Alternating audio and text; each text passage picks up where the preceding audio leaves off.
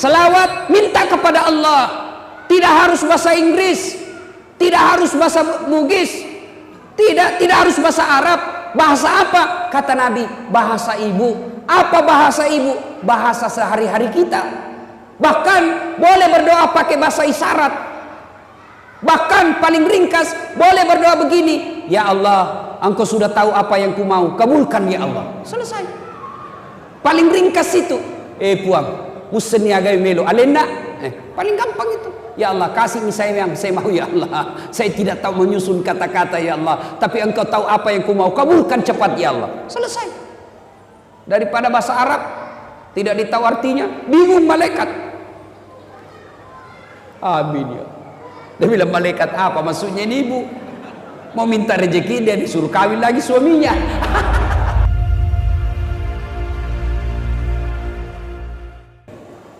Kira-kira di tengah-tengah kita ada setan enggak ya? Ibu-ibu, kira-kira ada setan di tengah-tengah kita? Ada? Ada. Setannya bukan pocong, bukan uka-uka, bukan popok, bukan parakang. Tapi apa setan yang ada di tengah-tengah kita? Bentuknya handphone. Apa Pak? Handphone. Orang sudah ceramah masih menggeser. Nah, itu setan sudah, itu handphonemu, mengalihkan perhatian. Ada juga itu pura-pura foto, padahal dalam hatinya lihat kok HP baru. Ada yang lebih parah Pak, saya lagi ceramah, tiba-tiba ada ibu-ibu membelakangi saya. Dia mau belakangi, barusannya orang saya ceramah, dia belakangi saya. Ternyata dia selfie. Baru dia tulis latar belakang Dasat Latif. Saya dijadikan background. Datang pengajian hanya mau update status. Bagaimana mau dapat hidayah? Datang pengajian hanya update status.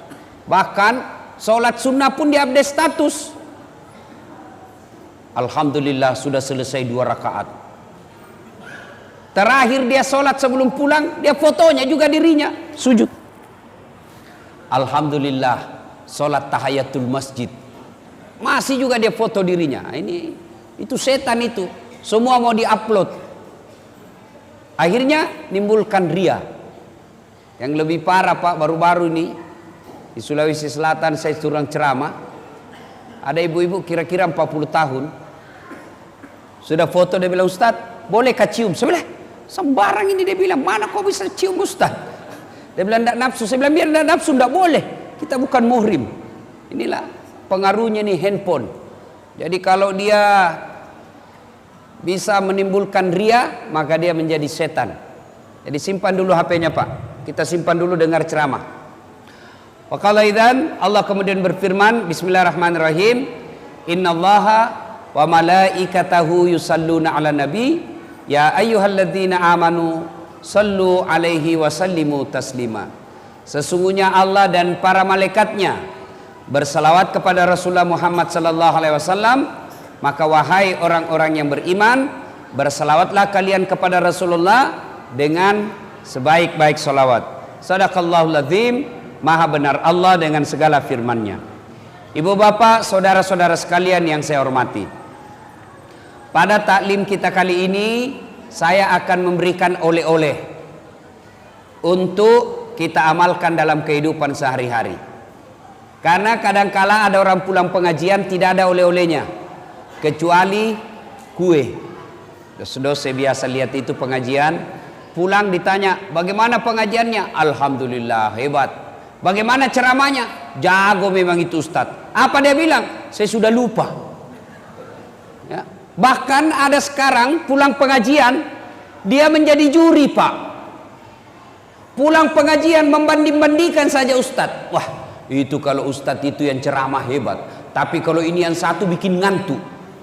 Itu datang dengar pengajian hanya menilai Ustadz, bukannya mengamalkan tapi menilai saja. Nah, kali ini saya akan memberikan oleh-oleh untuk kita amalkan. Mudah-mudahan dalam kehidupan sehari-hari bisa diterapkan. Bapak, saudara-saudara sekalian, oleh-oleh kita hari ini yang pertama, biasakan kapan dan dimanapun selalu ada wudhu. Mau ke pasar, wudhu dulu. Mau pergi kantor, wuduk dulu. Mau pergi ngajar, wuduk dulu. Mau pergi antar jemput anaknya, wuduk dulu. Bahkan ibu-ibu mau pergi gosip sekalipun, wuduk dulu. Nah sekarang, apa kelebihannya orang yang selalu ada wuduknya? Apa keutamaan orang yang selalu ada wuduknya? Buka Al-Quran. Al-Quran menjelaskan, orang yang selalu ada wuduknya, Innallaha yuhibbut tawwabin. Ini yang ngatur sound system sudah bagus tadi, kok ganggu-ganggu lagi. Mana ini yang ngatur sound system? Bagus nih tadi bos, kok ganggu lagi? Innallaha yuhibbut tawwabina wa yuhibbul mutatahhirin. Orang yang selalu ada wuduknya dicintai oleh Allah. Lalu orang kalau dicintai Allah, apa kelebihannya? Ini terlalu menggabah bos. Tidak usah pakai eho. Coba, tidak usah pakai eho. Masih bereho ini. Kurangin, tidak usah pakai, kosongkan ehonya. Ya, turunkan bass. Bassnya tidak usah pakai bass. Cek, treble-nya dipulkan, treble. Cek. Lagi cek, bass turun, eho-nya dia tiadakan, treble-nya kasih full. Cek. Alhamdulillah. Apa kelebihan orang yang selalu ada wuduknya? Orang yang selalu ada wuduknya, insya Allah dicintai oleh Allah. Lalu kalau Allah telah cinta kepada kita, apa kelebihannya? Orang yang dicintai Allah, Pak, apapun dia minta pasti dikasih. Ya Allah, berikan saya kekayaan, dikabulkan. Ya Allah, sembuhkan penyakitku, dikasih. Kenapa? Sudah dicintai Allah. Namanya orang kalau dicinta, apa dia minta pasti dikasih. Contoh, ada anak muda lagi jatuh cinta sama cewek. Kebetulan ceweknya mata duitan. Dia bilang ceweknya, Kak, betul kau sayang saya? Betul. Kalau betul abang sayang saya, belikan saya pulsa. Tidak ada duitnya sang cowok, terpaksa dia pinjam sama temannya. Bos, pinjam dulu uangmu 100.000. Bulan depan saya ganti 200.000. Untuk apa? Daripada dia putuskan cintaku, biarlah saya ganti kau 200.000. Terpaksa pinjam duit, untuk apa? Menyenangkan hati yang dicintai. Ustadz, saya selalu ada wudhu. Tiap hari saya ada wudhu, Ustadz. Tapi yang saya minta tidak dikasih. Percayalah apa yang kita minta tidak baik buat kita. Contoh, selalu saya contohkan. Tamat SMA dulu, Pak. Saya daftar tentara. Menjadi akabri penerbang. Begitu tes fisik, tidak lulus. Kenapa? Ceper. Tidak cukup tinggiku. Saya protes kepada Allah. Ya Allah, kenapa kau takdirkan saya dalam keadaan pendek? Saya 14 bersaudara, Pak. Saya yang paling pendek. Saya anak ke-13. Kenapa ketawa? Bagus itu kalau banyak anak. Daripada cuma 2. Coba kalau 14 anak, Pak. 1 anggota DPR, 1 lurah, 1 jaksa, 1 polisi, 1 tentara, 2 penghafal Quran, 4 mubalik. Hebat, Pak. 14 anak, 1 tenggelam, masih ada 13. 1 digigit buaya, masih ada 12. 1 di penjara, masih ada 11. Tapi coba kalau cuma 2, 1 tenggelam, 1 di penjara, habis. Orang dulu itu banyak anak, banyak rezeki. Ibu saya sekarang, Pak, tiap bulan 14 juta gajinya. Tiap bulan. Dari mana? 1 anak 1 juta. 14 juta dia terima 1 bulan. Kalah gaji pegawai, Pak. Dia bilang, ibuku, andai saya tahu begini, saya kasih banyak dulu anakku. Nah, dari 14 bersaudara, saya yang paling pendek. Saya protes kepada Allah. Ya Allah, kenapa kau lahirkan saya dalam keadaan pendek? Kau tidak rugi jadi kalau saya jadi tentara. Teman saya lulus, Pak. Padahal itu teman saya tidak pernah dia kalah nilaiku. Lulus polisi. Sekarang dia serse di Sulawesi Barat. Reserse. Sudah bunga-bunga dia di sini 2. pakai baret merah, saya lulus pakai baret putih. Tapi alhamdulillah dengan baret putih yang saya pakai, mulai baret hitam sampai baret putih, ku caramai kau semua. Allah kasih yang terbaik. Saya gagal jadi tentara, daftar lagi saya jadi dokter. 3 kali saya ikut UMPTN, malah saya lulus di Sospol. Temanku yang jadi dokter, kira-kira 3 tahun yang lalu, saya telepon Ramadan, "Dok, kembali lebaran sama keluarga?" "Tidak Ustadz." "Ah, rugi-rugi tuh cari uang gak kumpul lebaran sama keluarga." Apa dia bilang? "Mahal Ustadz, untuk sampai ke kampung 16 juta tiket." Dalam hatiku, alhamdulillah, untung saya tidak jadi dokter, untung saya jadi ustadz.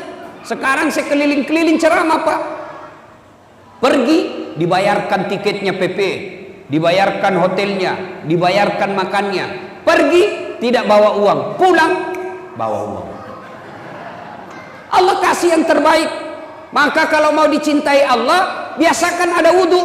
Kalau Allah telah cinta sama sampean, apa yang Bapak minta pasti dikasih. Kalau tidak dikasih, jangan sangka buruk. Pasti yang Bapak minta tidak baik buat Bapak. Anak daftar tentara tidak lulus, bukan di situ yang terbaik. Anak daftar PNS tidak lulus, bukan di situ yang terbaik. Percayalah, Allah memberikan yang terbaik. Yang kedua, orang yang selalu ada wudhunya. Setelah dicintai Allah, maka orang yang selalu ada wudhunya, insya Allah terpelihara dari dosa dan maksiat. Kok bisa? Contoh Pak, Bapak kalau ada wudhu kan tidak mau jabat tangan sama perempuan. Coba lihat, jangankan sama orang lain, sama istri sendiri kita tidak mau itu. Sudah wudhu ada istri, aja kajenekku, jangan ada wudhuku, padahal dengan istri, apalagi dengan orang lain. Nah, meskipun berbeda pendapat ulama soal bersentuhan perempuan, Imam Syafi'i bersentuhan perempuan batal. Imam Ahmad selama tidak nafsu tidak batal. Saya ulang, bapak jabat tangan, ibu jabat tangan sama bukan muhrim, Imam Syafi'i batal wudhunya. Imam Ahmad selama tidak nafsu tidak batal. Makanya saya kalau mahasiswaku di Unhas yang cewek-cewek, yang masih muda-muda, cantik-cantik, mulus-mulus, putih, saya tidak mau jabat tangan, saya begini saja. Kenapa? Dia masih muda, saya juga masih muda. Dia cantik, saya gagah. Masa Ustadz nafsu sama mahasiswanya? Iya, saya manusia biasa. Biar Ustadz, jangan. Ayat tidak mengatakan la takrabusina illa Ustadz, jangan dekati zina kecuali Ustadz. Biar Ustadz kalau cewek cantik hancur juga. Ya wajarlah, saya suka sama perempuan, masa saya suka sama laki-laki? Lebih hancur lagi. Nah, tapi kalau majelis taklim yang bau-bau minyak gosok, bau-bau sudah gigi palsu, sudah keriput, ibu-ibu 60 tahun, ya saya jabat tangan. Saya anggap ibu saya. Tidak mungkinlah saya nafsu sama emak-emak. Tidak tahulah kalau emak-emak nafsu sama saya, ya urusan dia lah. Nah, kalau ada wudhu terpelihara dari dosa, maka mulai besok Pak, amalkan itu. Kemana-mana ada wudhu. Saya rasakan waktu saya sekolah kuliah, kalau saya naik angkot tidak mau saya duduk dekat sama cewek. Cewek di sini, saya di sini. Terpaksa duduk dekat cewek. Kenapa itu yang kosong, kita mau ujian? Oke, duduk sama cewek, tapi saya waspada. Saya selalu waspada Pak. Tiba-tiba sopirnya mendadak, saya pegang itu besi. Tahan. Kenapa? Saya ada wudhu. Tapi kalau tidak ada wudhuku Pak, belum direm, saya nyasar duluan. Coba. Jadi orang yang selalu ada wudhunya, insya Allah terpelihara dari dosa dan maksiat. Yang ketiga, orang yang selalu ada wudhunya, insya Allah terhindar dari kekafiran ketika wafat. Kok bisa? Ajal kita tidak tahu kapan menjemput. Ajal kita tidak tahu kapan datangnya. Tapi kalau ada wudhu, ajal menjemput, kita dalam keadaan suci. Sebelum saya lanjut ini Pak, ini bapak-bapak yang bawa anak. Bedanya bapak saya dulu waktu saya kecil Pak, saya ini tidak pernah mondok Pak, tidak pernah mondok. Bahkan saya pernah tamat SD, pernah bertengkar bapak saya berdebat. Karena saya mau masuk pesantren tapi tidak dikasih masuk pesantren. Kenapa? Pesantren waktu itu mahal, tidak bisa bapak saya bayar. Bayangkan 14 bersaudara, bapak saya petani penggarap. Tahu namanya petani penggarap Pak? Sawahnya orang dia kerja, kalau naik 10 karung, ya 9 karung untuk yang punya sawah, 1 karung untuk bapak saya. Itu namanya petani penggarap. Jadi waktu itu saya mau masuk pesantren, bapak saya tidak bisa. Kenapa? Waktu itu pesantren lebih mahal daripada sekolah umum. Tidak pernah mondok, tapi bagaimana bapak saya kalau dia bawa saya ke masjid? Sudah kok, duduk kamu di sini, dengar itu ustaz ceramah. Maka saya dah tahu agama melalui masjid. Coba bapak-bapak bawa anaknya berkeliaran di sana. Itu bedanya kita orang Kristen Pak. Itu orang Kristen kalau dia bawa anaknya ke masjid, dia ke gereja, dikasih duduk di sampingnya itu. Duduk kok, dengar pendetamu. Coba lihat anak-anak Nasrani kalau dia ke pendeta ke gerejanya. Duduk samping. Kalau kita duduk dengar ceramah anaknya kopi main. Siapa anak itu? Tidak ada yang mau akui itu. Coba, siapa anak? Tidak ada yang mau ngakui. Mestinya duduk di samping kita, dengar. Masa kalau ulang tahun anak kita mampu kita kasih hadiah, dengar ceramah kita tidak kasih hadiah. Nah, kalau anak-anak ribut begitu wajar. Ini kelemahan saya ceramah Pak. Kalau banyak ribut terganggu saya punya konsentrasi. Bapak saudara-saudara sekalian. Nah, kita tidak tahu ajal kapan menjemput. Tapi ketika ada wudhu, kita keluar rumah tiba-tiba ajal menjemput. Di perjalanan kita ajal, di kantor ajal, ada wudhunya. Subhanallah, kita mati dalam keadaan suci, menjemput, menghadap kepada Allah. Kita dalam keadaan suci karena ada wudhu. Yang keempat, keutamaan orang yang selalu ada wudhunya. Menurut Al-Quran, simahum fi wujuhihim min asaris sujud. Di muka mereka nanti di akhirat ada bekas sujud. Apa bekas sujud? Kata Nabi, mukanya bercahaya karena wudhunya. Dijelaskan dalam kitab, umat Islam nanti menghadap Qadir Rabbul Jalil, dia tidak perlu mengaku ya Muhammad saya umatmu, tapi tanda-tandanya bercahaya wajahnya. Nanti umat Islam Pak mengeluarkan cahaya wajahnya, sehingga ketika menghadap Allah tidak perlu lagi kita mengaku ya Muhammad saya umatmu, tapi otomatis ketahuan karena wajahnya berseri-seri akibat wudhu. Maka oleh-oleh kita yang pertama, biasakan ada wudhu. Ibu-ibu ini biasanya kalau ada pengantin banyak perempuan tidak sholat. Kenapa? Gara-gara make up. Coba lihat perempuan kalau ada pengantin Pak, itu kayak mukanya dikira tembok, kuning, biru, abu-abu, coklat, krem, merah. Tiba waktu sholat, tidak sholat itu. Gara-gara apa? Make up. Maka solusinya wudhu dulu baru make up. Sudah itu tahan kentut. Biar sudah wudhu, kalau kentut batal. Dia bilang tidak keluar semua Ustaz, masih sedikit aja keluar. Biar sedikit batal. Satu, biasakan ada wudhu. Selalu ada wudhunya. Yang kedua, oleh-oleh kita hari ini, setelah selalu ada wudhunya, yang kedua, tiada hari tanpa sholat duha. Coba diamalkan. Bapak-bapak bekerja tujuannya apa? Memperbaiki dunia.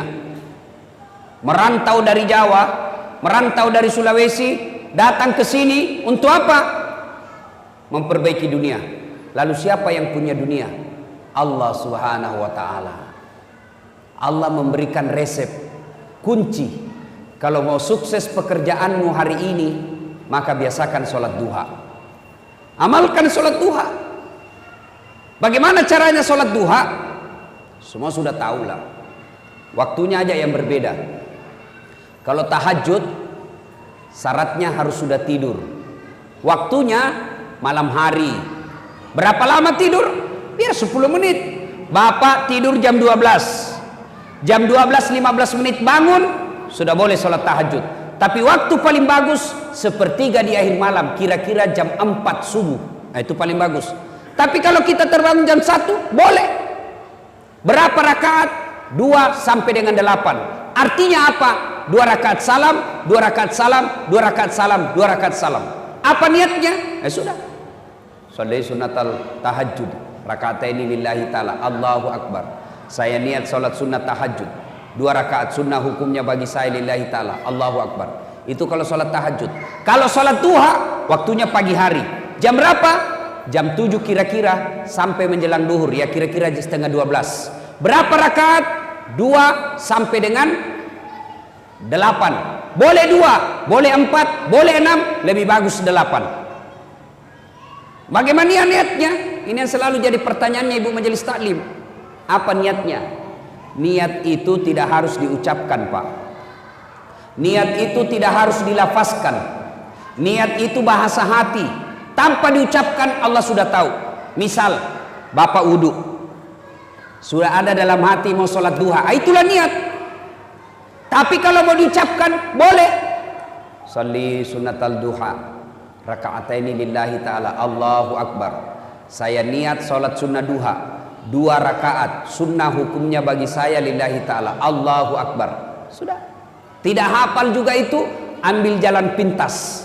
Gimana caranya? Berdiri tegak, menghadap ke kiblat, baru bilang begini, Tuhan, sembahyang sunat duha ya, Allahu Akbar. Sudah. Yang ketawa, saya serius ini Pak. Sudah, 2 rakaat berikutnya ulang lagi, Tuhan, masih seperti yang tadi, Allahu Akbar. Sudah. Daripada tunggu hafal usalli, kalau tidak hafal Bapak tidak sholat. Boleh bahasa Indonesia, boleh. Kalau niat boleh bahasa apa saja. Bahasa Jawa monggo, bahasa Bugis silahkan, bahasa Indonesia boleh, bahasa Inggris kalau tahu niat. Tapi kalau takbir Allahu Akbar, sudah tidak boleh bahasa masing-masing. Kan pernah itu ada ulama di Jawa mengajarkan boleh sholat pakai bahasa masing-masing. Bagaimana kacaunya sholat dalam masjid kalau kita pakai bahasa masing-masing, Pak? Yang jadi imam pakai bahasa Arab, Allahu Akbar. Makmum datang orang Sulawesi, dia takbir pakai bahasa Bugis, Pungallahu ta'ala malopo. Woi, datang orang Padang, dia takbir pakai bahasa Padang, Allah nan gadang. Woi, datang orang Betawi, anak gaul dari Betawi, dia takbir pakai bahasa Betawi, Allah gede banget gitu loh. Kan kacau sholat. Tapi kalau niat bahasa apa saja boleh. Saya niat sholat sunnah duha, sunnah hukumnya bagi saya lillahi ta'ala, Allahu Akbar. Sudah baca doa iftitah, sudah baca doa iftitah, baca Al-Fatihah, sunnah wa duha. Kalau tidak hafal surah apa saja, bahkan boleh tanpa surah pendek, boleh. Minimal selesai Al-Fatihah, minimal 1 ayat, 1 ayat, bukan 1 surah.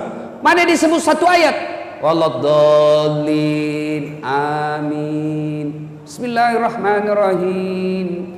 Alif lam mim. Allahu Akbar. Boleh. Rakaat berikutnya waladhdallin, amin. Bismillahirrahmanirrahim. Yasin. Allahu Akbar. Boleh. Tapi tentu beda pahalanya kalau Bapak panjang hafalannya. Kenapa? 1 huruf 7 pahala. Jadi makin panjang makin banyak pahalanya. Yang penting jangan baca yang Bapak tidak hafal. Wattini, agak berat ini Pak. Hafal-hafal setengah wattini, baku sambung dengan walasri. Atau al-kafirun, berat juga ini Pak. Biasa mutar tidak mau sampai. Wala antum abiduna ma abud, wala ana abidu ma abattum, wala antum abiduna ma abud, wala ana abidu ma abad, wala antum abid, wala ana abid. Dia bilang istrinya, kenapa itu tak putar-putar tidak mau sampai? Dia bilang, ini juga lah aku pikir. Kacau salatnya ya. Tapi kalau tidak hafal wadduha, surah apa saja. Al-Ikhlas, rakaat pertama. Rakaat kedua Al-Ikhlas lagi. Boleh. Sudah, minta kepada Allah. 2 rakaat. Assalamualaikum warahmatullahi wabarakatuh. Assalamualaikum warahmatullahi wabarakatuh. Berdoalah. Berdoa harus bahasa Arab. Tidak. Minta sesuai kebutuhan kita. Jangan minta sesuai yang apa yang diajarkan buku. Belum tentu apa yang ada dalam buku kita paham. Lebih baik kita curhat. Ya Allah, Saya sudah capek jadi orang miskin ya Allah. Gimana saya mau bersedekah kalau saya miskin selamanya ya Allah? Bukakan pintu-pintu keutamaan dunia bagi saya ya Allah. Murahkan rezekiku ya Allah. Insya Allah kalau laku tanahku tahun ini saya kasih umrah orang tua saya. Masa Allah tidak kabulkan doa kita? Coba minta Pak. Tidak usah minta sama wali kota, tidak usah minta sama gubernur. Politisi baik sebelum dipilih Pak kalau kampanye. Baik betul. Caleg-caleg ini sekarang Pak gampang tahu caleg Pak.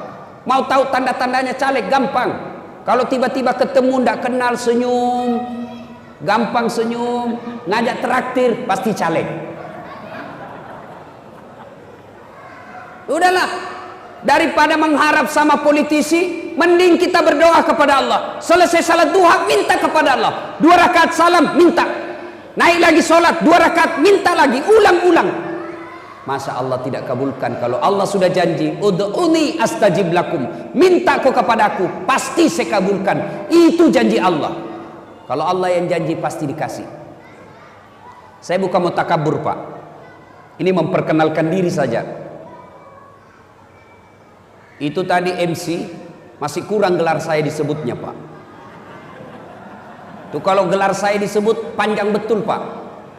Kalau disebut gelarnya Doktor Dasat Latif, tidak usah sebut hajinya karena hajinya sudah 7 kali. Jadi kalau dipasang hajinya 7, hahaha. Belum lagi umrohnya, tidak usah. Doktor Dasat Latif, SOS, Sarjana Sosial, SAG, Sarjana Agama, MSI, Master Science, PhD, Philosophy of Doctor. 2 doktornya Pak, 2 sarjananya. Kok bisa? Sholat duha rumusnya. Dulu waktu saya sekolah Pak, SMA dan kuliah, kalau bunyi bel, istirahat. Kawan-kawan saya lari ke kantin, saya masuk ke musalla. Saya berdoa kepada Allah, ya Allah, saya terima nasibku orang miskin, saya terima nasibku orang kampung, tapi jangan pula engkau miskinkan ilmuku. Jadikan diri hamba sebagai pusat ilmu pengetahuan. Jadikan diri hamba kebanggaan buat orang tua saya. Murahkan rezekiku dalam menuntut ilmu ya Allah. Sudah saya berdoa 2 rakaat saja, 2 rakaat 5 menit, berdoa 3 menit, paling 8 menit, masih ada waktu 22 menit. Selesai sholat, selesai berdoa, baru saya ke kantin kalau ada uang. Kalau tidak ada uang, cari anak orang kaya yang beleng-beleng. Beleng-beleng itu kalau di Makassar dongo. Dongo itu kata Rocky Gerung dungu atau goblok. Karena anak-anak orang kaya rata-rata beleng-beleng. Dan saat ada PR, ada. Kerjakan dulu, gampang. Tapi belikan saya kue, barter. Sholat duha. Biasakan sholat duha. Kecil buat Allah kasih kita dunia. Apa susahnya Allah? Kasih dunia, sholat diperbaiki. Minta kepada Allah. Pak, saya pernah rasakan jadi cleaning service, membersihkan toilet 4 travel terbesar di Makassar waktu itu, Jalan Mapanyuki. Saya bilang sama yang punya travel, tidak usah gaji saya, tapi kasih masuk namaku kalau ada undian umroh. Kasih masuk nama saya, tidak usah gaji. Sampai tutup itu kantor, tidak dapat saya Pak. Saya pernah menjadi pegawai catering, ngantar-ngantar nasi. Ya kalau catering mewah, ini catering abal-abal Pak. Jalan Harimau, lorong 77A, depan Masjid Baitul Aman. Situ ada catering, orang bau-bau, namanya Bapak Resa. Bapak Resa kasih kerja saya ngantar nasinya ke Jalan Sudirman. Semua bank-bank itu langganannya saya ngantar. Tidak usah gaji saya, kasih makan saya 2 bersaudara 1 hari, 2 kali saja, tidak usah kasih saya duit. Saya pernah menjadi loper koran, ngantar-ngantar koran, selesai sholat subuh pakai sepeda BMX, dicuri lagi sepedaku. Saya pernah keluar dari kelas belajar Pak, waktu itu saya kuliah. Saya keluar dari kelas, ada kawan saya, senior saya, tunjukin saya. Dasat, tidak malu-malu kau itu. Apa? Bajumu cakar terus. Tahu cakar? Baju bekas. Itu kalau di toko resmi 100.000 satu, ini 100.000 7 masih bisa ditawar. Saya tidak marah, saya cuma bilang ya Allah, murahkan rezekiku, panjangkan umurku supaya saya bisa berbuat baik sama ini orang. Saya pernah rasakan itu Pak. Naik mobil dari kampung saya di Pindrang, kurang lebih 200 km. Naik mobil sampai ke Makassar, 8 jam berdiri. Kenapa? Bayar setengah. Kalau bayar full waktu itu 6.000, saya cuma bayar 2.000. Berdirilah saya Pak. Paling siksa kalau tengah malam ngantuk. Saya rasakan itu berkali-kali. Demi Allah saya sering rasakan. Saya pulang sekolah, pulang kuliah, mau pulang kampung, ceritanya mau minta duit sama bapak saya. SPP waktu saya itu 92.000, 90.000 satu bulan, satu semester. Saya pulang kampung, begitu saya buka tutup nasi, nasinya saja mamaku dia cuma campur apa Pak? Garam, kasih minyak kelapa dengan kelapa muda, digabung-gabung itu garam, minyak kelapa dengan minyak dengan kelapa muda dicampur dengan nasi baru dimakan. Saya bilang sama adekku, ndak usah kau minta uang pembayaran. Kalau kau minta, bapak berpikir ibu stres, belum tentu ada uangnya. Lebih baik kita senangkan perasaannya. Kenapa kau das? Tidak ji Pak, datang-datang saja. Padahal saya mau minta pembayaran, tidak jadi saya pulang. Saya sering rasakan jalan kaki, tapi biiznillah, dengan izin Allah, tidak pernah lepas salat duha aku Pak. Saya pegang betul itu namanya salat duha untuk pintu dunia. Alhamdulillah. Kalau dulu saya menjadi pegawai catering, pegawai cleaning service supaya bisa umroh, alhamdulillah sekarang saya punya travel sendiri. Saya bisa umroh kapan saja saya mau. Bahkan mengumrohkan orang. Dengan izin Allah. Kalau dulu saya jalan kaki, alhamdulillah saya sudah punya mobil beberapa unit. Bahkan yang saya pakai sekarang Pak, belum cukup 5 di Makassar mobil seperti itu. Dengan izin Allah. Alhamdulillah. Teman saya menghina saya dulu, bilang baju cakar, baju bekas. Alhamdulillah, sudah tahun ke-7 Ramadan kemarin saya kasih lagi zakat. Bukan cuma dia, kakaknya juga saya kasih. Gimana rumusnya Ustaz? Sholat duha. Jadi bapak kalau mau baik anaknya, suruh sholat duha, pelihara dengan baik. Ibu-ibu mau bantu suami cari nafkah? Mau ibu? Mau? Ibu ndak usah dagang kiri kanan, nanti difitnah orang. Wih, begitu suaminya pergi, dia pergi juga. Gimana caranya? Tinggal sholat duha di rumah. Suami pergi, ibu sholat duha 8 rakaat saja, paling lama setengah jam. Kadang-kadang ada juga 2 rakaat cuma 1 menit. Allahu Akbar, Allahu Akbar, Allahu Akbar, Assalamualaikum. Amin. Sudah. Saya tanya kenapa cepat sekali sholat duhamu? Saya sudah hafal Ustaz. Kalau soal hafal, kau bilang saja begini, Allahu Akbar. Tuhan, bacaannya sama kemarin. Assalamualaikum warahmatullahi. Ya sudah begitu saja. Sholat duha ibu. Selesai sholat duha, ibu menghadap kepada Allah. Salawat dulu supaya cepat doanya diijabah Allah. Ya Nabi salam alaika, ya Rasul salam, salam alaika. Sambil ibu bayangkan suami cari nafkah, dorong-dorong gerobak. Sambil ibu bayangkan jual-jual bensin suaminya. Sambil ibu bayangkan lagi di sawah. Sambil ibu bayangkan lagi di pasar suaminya cari nafkah. Ibu salawat mengharapkan ridha Allah. Ya Nabi salam alaika, ya Rasul salam, salam alaika, ya Habib salam alaika, salawatullah alaika. Ini kalau saya di Sulawesi salawat begini semua jamaah ikut. Di sini dia lihat saya. Bingung juga saya ini. Dia kira saya barangkali nyanyi. Ya Nabi salam, ya Rasul salam, salam alaika, ya Habib salam alaika, salawatullah alaika. Ada juga sudah saya dengar tidak dia hafal, dia cuma sudah bagus lah itu. Pak, ibu sudah sholat duha, selawat, minta kepada Allah. tidak harus bahasa Inggris, tidak harus bahasa Bugis, tidak harus bahasa Arab. Bahasa apa? Kata Nabi, bahasa ibu. Apa bahasa ibu? Bahasa sehari-hari kita. Bahkan boleh berdoa pakai bahasa isyarat. Bahkan paling ringkas boleh berdoa begini, ya Allah, Engkau sudah tahu apa yang ku mau, kabulkan ya Allah. Selesai. Paling ringkas itu. Puang, musen niagai melo alena. Paling gampang itu. Ya Allah, kasih saya yang saya mau ya Allah. Saya tidak tahu menyusun kata-kata ya Allah, tapi Engkau tahu apa yang ku mau, kabulkan cepat ya Allah. Selesai. Daripada bahasa Arab tidak ditahu artinya, bingung malaikat. Amin ya. Dia bilang, malaikat apa maksudnya ini ibu? Mau minta rezeki, dia disuruh kawin lagi suaminya. Silakan minta kepada Allah.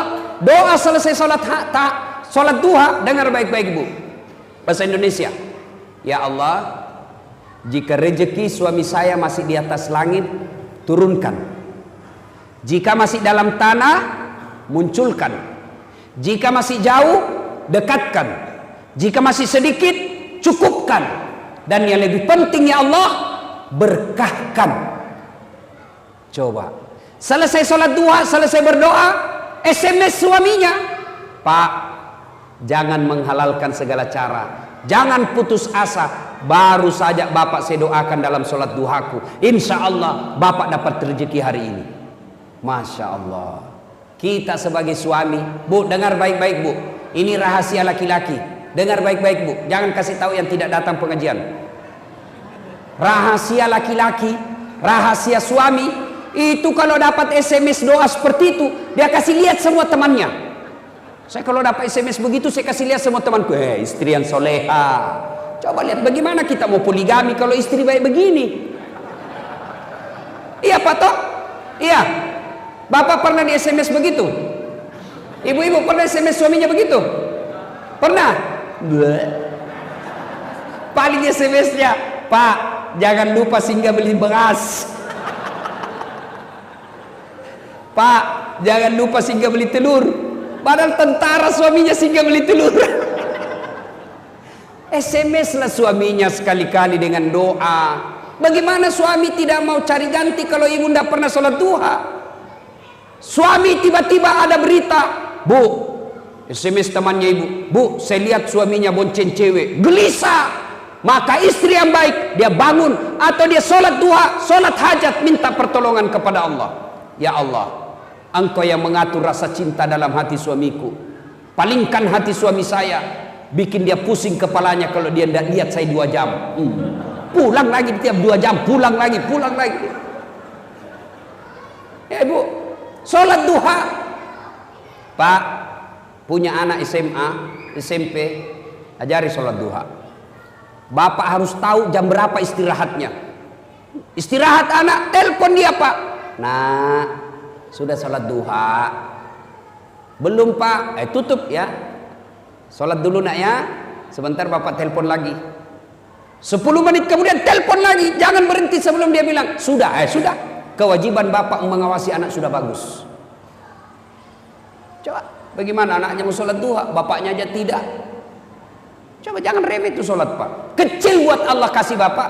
Apa susahnya Allah kasih yang kita mau? Kalau Allah yang mau kecil ini dunia, gimana caranya? Perbaiki sholat. Saya kasih logika sederhana. Ada enggak manusia tidak punya masalah Pak? Ada? Kira-kira ada di sini tidak punya masalah? Kalau saya lihat dari sana sampai sana dan di belakang, semua muka-muka penuh masalah. Cicilan belum lunas, mau punya anak, mau tambah istri. Masalahnya mau tambah istri. Tapi ibu juga jangan salahkan kalau suami mau nambah. Bagaimana kita tidak mau nambah Pak? Nabi jelaskan, wanita yang baik itu adalah yang menyenangkan hati ketika dipandang suaminya. Bapak di rumah menyenangkan hati tidak istri kalau dipandang? Menjengkelkan. Mau tidur rasa 3 hari tidak dicuci dia pakai. Kelihatan tali BH. Bego, robek-robek dasternya. Tidak sikat gigi masuk kamar. Nonton TV angkat kakinya. Makan kacang. Pegang sinetron. nonton film India. Sudah itu dia bandingkan suaminya sama Sahrul Khan. Wah, terlalu tinggi tembakannya. Gendut, malas masak, menguap aja kerjanya. Kita nonton cewek-cewek cantik di sinetron, kita lihat istri.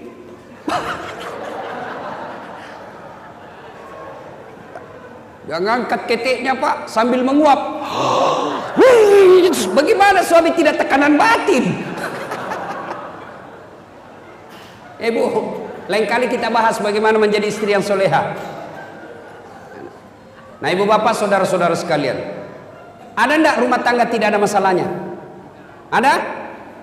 Jangankan kita Pak, Nabi ada masalah dalam rumah tangga. Saya kasih contoh. Pak, istri cantik. Kira-kira istri cantik masalah apa bukan? Masalah Pak. Kenapa? Digoda orang. Apalagi kalau suaminya jelek. Wow, lebih masalah lagi itu Pak. Berarti bagus kalau suami jelek, istri jelek Pak. Istri cantik masalah. Berarti bagus kalau istri jelek. Istri jelek dihina orang Pak. Kita lagi yang malu jalan sama dia. Duluan aja Bu, saya menyusul. Kenapa? Jelek. Istri cantik masalah, istri jelek masalah. Berarti bagus kalau tidak ada istri. Lebih masalah lagi Pak.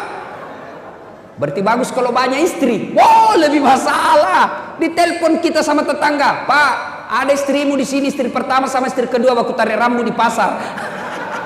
Jauh masalah. Ada istri masalah, tidak ada istri masalah, jelek istri masalah, cantik istri masalah. Semua masalah Pak. Ini adik-adik mahasiswa, bapak-bapak yang sudah kerja. Waktu kuliah apa masalahnya? Kira-kira waktu kuliah apa masalahnya? Mau jadi sarjana. Sudah sarjana selesai masalahnya? Belum. Mau dapat kerja pegawai. Sudah jadi pegawai selesai masalahnya? Belum. Muncul masalah baru. Mau cek kepala bagian. Sudah jadi kepala bagian selesai masalahnya? Tidak. Mau jadi kepala dinas. Sudah kepala dinas selesai masalahnya? Belum. Muncul masalah baru. Mau jadi sekda. Sudah jadi sekda selesai masalahnya? Tidak. Mau jadi bupati. Sudah jadi bupati selesai masalahnya? Tidak. 2 periode dong. Ayo. Sudah 2 periode selesai masalahnya? Belum. Mau jadi gubernur. Dulu apa masalahnya? Mau punya mobil. Sudah punya mobil selesai masalahnya? Tidak. Cicilannya kasih pusing. Sudah lunas selesai masalahnya? Tidak. Jelek lagi dilihat mobilnya. Tidak ada orang tidak ada masalahnya Pak. Ustadz tidak ada masalahnya? Banyak masalahnya Pak. Kadang-kala ditipu, kadang-kala diundang seada-adanya, diundang pakai motor tua. Saya pernah diundang jemput pakai Vespa tua Pak. Ribut sekali. Saya bilang, hehehe, kasih mati itu motormu, kau ganggu komplek. Dia bilang kalau dikasih mati Ustaz tidak mau menyala. Motor tua Pak. Buru-buru Ustaz, naiklah saya. Tak, kipas-kipas saya punya sarung. Dia paksa jalan motornya, motor tua Vespa. Dalam hati saya, mati dia. Mati betul mesinnya. Pas mati, dia berdiri baru dia bilang, minta maaf Ustaz, tolong dulu dorong. Itu masalah Pak. Ustaz masalah, pegawai negeri masalah, tentara masalah, semua orang ada masalah. Nabi pun ada masalahnya. Dalam rumah tangga beliau pernah kelaparan 3 hari sehingga Hasan Hussein pucat. Lama tidak makan, cuma minum. Coba. Dalam rumah tangga romantis, Nabi pernah difitnah Aisyah selingkuh. Dalam rumah tangga kekeluargaan, beliau Rasulullah diusir oleh pamannya, pindah dari Mekah ke Madinah. Siapa yang usir? Abu Lahab dengan Abu Sofyan, sepupu satu kalinya Nabi. Coba. Semua ada masalah Pak, apalagi kita. Berarti masalah itu bukan masalahnya. Masalah kita bukan masalah itu, tapi masalah kita adalah bagaimana cara mengatasi masalah. Itu yang jadi masalah. Bagaimana cara mengatasi masalah? Mengatasi masalah tanpa masalah. Oh, tahu juga orang Pegadaian di sini ya. Nabi ada masalahnya, beliau bagaimana solusinya? Ambil wudhu, Sholat hajat 2 rakaat, ngadu kepada Allah. Itu Nabi ada masalah, beliau wudhu, ngadu kepada Allah. Kalau kita ada masalah, ambil Facebook, update status, teganian kau, rindu sama suaminya, di mana di kau. Mau malam, update status, kesepian banget, disleding sama temannya, boleh juga tuh diganti. Selingkuh berawal dari Facebook. Ini kita ini kan selalu berdoa, Pak. Manusia akhir zaman rajin berdoa. Berdoanya di mana? Di status. Sibuknya itu Tuhan mau baca statusmu. Mengadu kepada Allah. Salat duha, salat hajat, minta kepada Allah. Kalau Allah yang kabulkan, kecil. Dua bapak saya tanya. Ada yang pernah tidur di sini 24 jam tidak pernah bangun-bangun? Ada? Ada enggak yang pernah tidur di sini Pak 2 hari tidak pernah bangun-bangun? Ada? Kecuali pingsan atau koma. Tidak masuk akal. Tapi kalau Allah yang mau, ada manusia yang tidur bukan 2 hari, bukan 1 bulan, bukan 1 tahun, bukan 100 tahun. Berapa? 309 hari. Tidur tidak pernah bangun-bangun. Ashabul Kahfi buka Quran. Tidak masuk akal, tapi kalau Allah mau, jadi. Sini saya tanya, ada tidak manusia bisa hidup kalau dibakar api yang sangat besar? Kira-kira bisa? Bisa tidak? Tidak mungkin, pasti mati kalau dibakar api. Tapi kalau Allah yang mau, Ibrahim alaihissalam dibakar dalam api yang sangat besar, keluar kedinginan. Kalau Allah mau. Tidak percaya? Buka surah Al-Anbiya. Apa lagi? Pak, perempuan tidak pernah disentuh laki-laki, bisa hamil tidak? Perempuan tidak pernah disentuh laki-laki, bisa hamil? Tidak mungkin kata ilmu kedokteran. Tapi kalau Allah yang mau, Siti Maryam, wanita suci, tidak pernah disentuh laki-laki, lahir Isa alaihissalam. Coba kalau Allah mau. Cuma sekarang banyak mau saingan Siti Maryam, hamil tidak ada suaminya, beleng-beleng. Kalau Allah yang mau, tidak ada mustahil. Maka Allah cuma minta ista'inu bis-sabri was-salah. Perbaiki sholat. Ada sakit asam urat di sini? Ada? Prostat, kolesterol, gula, kecil buat Allah, kecil. Kecil buat Allah, sembuhkan itu. Gimana caranya? Jangan ke dokter dulu, ngadu dulu kepada Allah dalam sholat tahajud, baru ke dokter. Memangnya dokter yang sembuhkan kita? Bukan dokter yang sembuhkan. Siapa yang sembuhkan? Allah. Kalau dokter yang sembuhkan, mestinya tidak ada dokter yang sakit. Tapi buktinya mantan Menteri Kesehatan Republik Indonesia meninggal gara-gara penyakit. Menteri Kesehatan, Pak, mestinya tidak sakit meninggalnya. Sakit, Pak. Kalau Allah mau, coba. Dan sampai detik ini, mohon maaf kalau ada dokter di sini, sampai detik ini saya belum pernah dokter yang hebat, ketemu dokter yang hebat. Kenapa? Begitu saya ke dokter, saya juga yang kasih tahu penyakitku. Iya toh? Assalamualaikum dok. Waalaikumsalam. Kenapa Ustaz? Mas Ustaz, kenapa Ki Ustaz? Ini tidak enak, serasa perutku menceret-menceret. Kenapa bisa? Dalam hatiku, urusanmu ke dokter kok. Tapi kan tidak. Dia tanya berapa berat badan, berapa umur. Kenapa? Beda umur, beda berat badan, beda dosis obat. Kenapa disuruh? Nah ini obat, datang lagi 3 hari akan datang. Kenapa? Apa dokter mau duit? Bukan. Kenapa? Mau dilihat efeknya ini obat, cocok apa tidak. Kalau tidak, ganti obat. Tapi Allah, tanpa Bapak beritahukan, Allah tahu apa penyakit Bapak. Maka lebih minta kepada Allah. Nah, kalau urusan dunia, adik-adik, kecil ini dunia.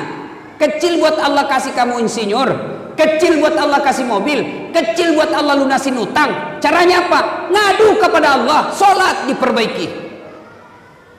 Gimana mau baik dunia kita? Kita anggap renteng itu sholat. Tak mungkin. Jadi rumusnya perbaiki sholat. Gimana mau sholat duha 5 waktunya saja bolong-bolong? Saya kasih contoh. Kenapa hidup kita tidak susah seperti ini? Susah betul lunas utang, susah punya rumah, susah punya mobil, susah punya anak yang baik. Kenapa? Karena kita jauhi Allah. Contoh, suatu ketika saya pergi mencukur gunting rambut. Yang cukur saya antara laki-laki dengan perempuan. Tahu kan makhluk seperti ini? Cala bayi. Saya bilang wandu, wanita doraka. Laki bukan, perempuan bukan, ACDC. Makhluk seperti ini kan cerewet, Pak. Waktu dia cukur saya cerewet betul. Semua dia komentar. Saya diam-diam saja dengar. Nanti saya tersinggung waktu dia bilang, Ustadz, saya tidak percaya Tuhan Maha Pengasih. Langsung saya pukul tangannya. Hah? Sembarang dia bilang ini bencong. Kenapa bilang begitu? Kalau Tuhan Maha Pengasih, Ustadz, kenapa ada peminta-minta di jalan? Dalam hatiku, benar juga ini orang. Tapi tidak usah diajak ke debat. Apa gunanya jenis kelaminnya aja tidak jelas, bikin habis-habis kuota. Keluarlah saya. Pas saya keluar ketemu orang gondrong. Tahu gondrong kan? Saya panggil, ini jawabannya. Saya panggil itu gondrong, sini dulu. Kau ikut sama saya kasih kau 50. Ikutlah dia. Saya kembali ke salon itu. Assalamualaikum. Waalaikumsalam. Kenapa lagi Ustaz? Sini dulu, Deng. Saya tidak percaya ada tukang cukur di sini. Sembarang Ustaz bilang, itu baru saya syukur kau. Saya tidak percaya ada tukang cukur. Kalau ada tukang cukur di sini, kenapa ada di gondrong? Begitulah kita, Pak. Dia bilang ini tukang cukur. Dia gondrong karena dia tidak datang. Coba kalau datang, saya gondol Ustaz. Gimana kita tidak punya masalah? Kita tidak pernah datang kepada Allah. Kita berdoa, ya Allah perbaiki hidupku. Ya Allah muliakan usiaku. Ya Allah persempurnakan hidupku. Ya Allah angkat derajatku. Ya Allah muliakan bisnisku. Allah jawab, oke, sini kau kalau mau. Hayya alal falah, sini saya kasih kau kemenangan. Tapi apa jawaban kita? Tunggu. Pantas hidup kita susah. Tuhan disuruh menunggu. Makanya Bapak perbaiki sholat. Tidak usah kursus kiri kanan. Hidupnya Pak, suruh perbaiki sholatnya. Biar dia tidak insinyur kalau baik sholatnya, aman dunianya Pak. Tapi kalau tidak beres sholatnya, tinggi sekolahnya, kurang ajar. Coba lihat anak-anak sekarang Pak, sopan sama cowoknya. Kalau sama cowoknya, terserah abang aja deh, saya ikut aja, mana yang abang menurut cocok. Itu sama pacarnya, sama bapaknya kurang ajar. Mana buktinya? Periksa HP-nya anak-anak bapak di rumah. Kira-kira siapa wallpapernya Pak? Anak-anak bapak di rumah buka handphonenya, siapa gambarnya di sini? Gambarnya bapaknya. Anak mahasiswa saya periksa. Wih, gagah betul cowoknya Pak. Wih, gagahnya cowokmu dek. Dia bilang enggak, galungnya ini Ustadz. Siapa ini? Lee Min Ho. Oh, siapa ini Lee Min Ho? Artis Korea. Oh, artis. Dia kenal kok? Tidak Ustadz. Pernah kau di SMS? Tidak. Pernah kau dikirimi pulsa? Tidak. Bodoh. Ganti tuh. Bapakmu di situ kau pasang, bapakmu kasih sekolah kau, gak hapus itu. Ganti mau fotonya bapakmu, dia hapus. Tunggu paling Ustaz, dia cari fotonya bapaknya. Oh tidak ada Ustaz, sudah dihapus. Bapak ibu saudara-saudara sekalian, perbaiki sholat. 5 waktu cukup, sempurnakan dengan sholat duha. Ini oleh-oleh yang kedua, perbaiki sholat. Yang ketiga, tiada hari tanpa bertaubat. Taubat itu apa berkaitan dengan dosa? Tidak. Kalau taubat hanya berkaitan dosa, maka Nabi tidak usah bertaubat. Nabi tidak perlu istighfar. Kenapa? Nabi tidak punya dosa. Bahkan dijamin oleh Allah, ya Muhammad, kalau ada dosamu, aku telah ampuni dosa-dosamu. Tapi apakah Nabi tidak pernah istighfar? Sekali beliau duduk 100 kali istighfar. Astagfirullahaladzim. La ilaha illa anta subhanaka inni kuntu minadz dzalimin. Satu ketika Imam Ahmad tahu Pak, muridnya Imam Syafi'i. Imam Syafi'i mengajarkan kunut, Imam Ahmad tidak. Suatu ketika Imam Ahmad bercerita, saya tidak tahu kenapa saya rindu sekali mau ke Basrah. Tinggal di Baghdad, ibu kota Irak, tapi mau sekali ke Basrah.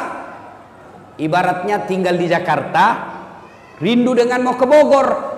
Padahal di Bogor tidak ada keluarganya, tidak ada sahabatnya. Imam Ahmad berkata, saya tak tahu kenapa saya rindu betul mau ke Bogor, mau ke Basra. Akhirnya menjawab kerinduannya, Imam Ahmad safar. Dia jalan, musafir ke Basra. Sampai di Basra, Imam Ahmad malam selesai sholat Isya, ngantuk, capek, mau tidur di masjid. Dilihat sama marbot, penjaga masjid. Kata marbot, Syekh, tal, pergi. Dia tidak tahu siapa ini diusir. Karena waktu itu belum ada foto. Orang umumnya tahu namanya tapi tidak kenal wajahnya. Tahu Imam Ahmad tapi tidak kenal wajahnya. Ya Syekh, keluar, tidak boleh tidur dalam masjid. Ini juga panitia masjid, Pak. Jangan larang orang tidur dalam masjid. Siapa tahu gara-gara dia tidur di masjid dapat hidayah. Yang dilarang dalam masjid itu bukan tidur. Yang dilarang apa? Ngiler. Kalau dia bisa tidur tidak ngiler, sudah. Bagaimana caranya? Suruh menghadap ke atas. Atau dia kasih bantal ininya. Nah, begitu dia keluar. Sudah. Kenapa ngiler dilarang? Karena najis.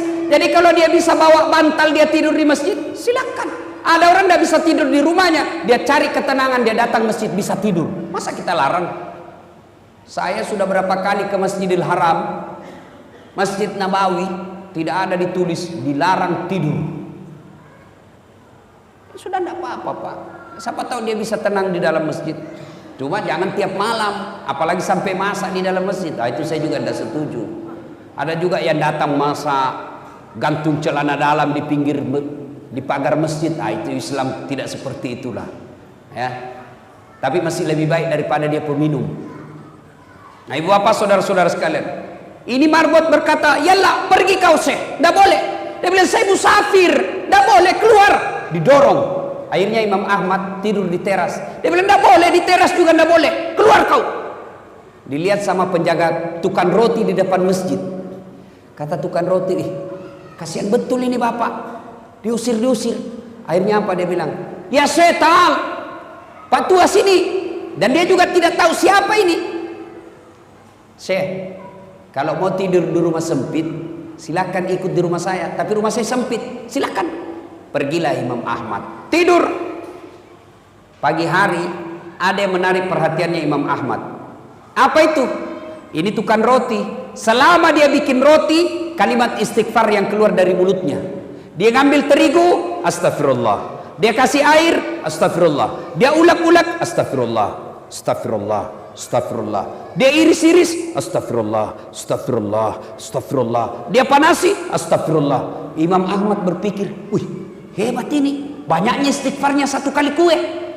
Dia datangi tuh orang tua pembikin kue. "Pak, Bapak sudah lama begini." "Ya, alhamdulillah sudah lebih 30 tahun." "Apa yang Bapak dapat dengan kalimat istighfar?" Dengar jawabannya, Pak.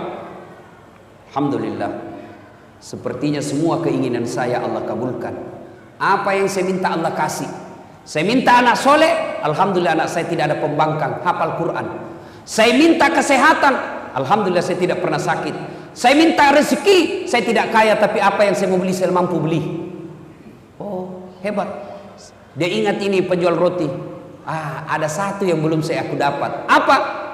Semenjak saya tahu, saya selalu berdoa, "Ya Allah, jangan mati saya, jangan kau cabut rohku sebelum ketemu Imam Ahmad." Ternyata Imam Ahmad lah yang ada di depannya.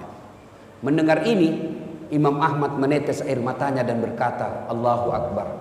Pantas saya rindu datang ke sini. Saya jalan kaki datang ke sini, didorong-dorong keluar ke masjid.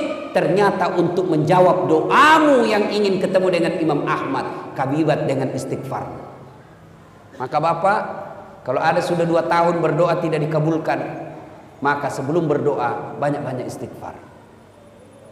Astaghfirullah Rabbal baraya, astaghfirullah minal khataya. Coba ibu-ibu, kalau suaminya marah, mama, astaghfirullah Rabbal, naik suaranya suami, astaghfirullah. Oh, itu yang siapa? Bapak juga kalau istri sudah istighfar, mestinya bapak kuling daun. Tambah kurang ajar. Wah, itu bapak kesurupan namanya itu. Coba istighfar pak. Salah satu senjata melawan setan kalimat istighfar. Nabi pernah dialog dengan iblis. Iblis, kalimat apa yang paling kau takuti di antara kami? Nabi bertanya, apa yang paling kau takuti di antara kami? Iblis menjawab, kalimat istighfar. Kenapa? Setengah mati aku suruh kau berdosa, setengah mati ku kumpul dosamu. Ternyata dengan kalimat istighfar habis lagi. Maka bapak biasakan itu sambil duduk istighfar. Astagfirullah, astagfirullah, astagfirullah, astagfirullah. Ibu-ibu sambil nunggu anaknya jemput sekolah, duduk sambil istighfar. Insyaallah istighfar menghapus dosa, mempercepat dikabulkannya doa. Ibu bapak saudara-saudara sekalian, banyak hal yang ingin kita sampaikan, tapi waktu yang terbatas. Inilah tausiah kita ulang. Oleh-oleh kita hari ini, biasakan kapan dan dimanapun selalu ada wudhu. Yang kedua, tiada hari tanpa solat duha. Sempurnakan solat 5 waktu, lengkapi dengan solat-solat sunnah. Dan yang ketiga, tiada hari tanpa istighfar atau bertobat. Mudah-mudahan mampu kita amalkan ini. Kalau 3 hal ini kita amalkan, janji Allah, maqamam mahmuda, saya angkat derajatmu. Derajat di dunia, insya Allah derajat di akhirat kelak.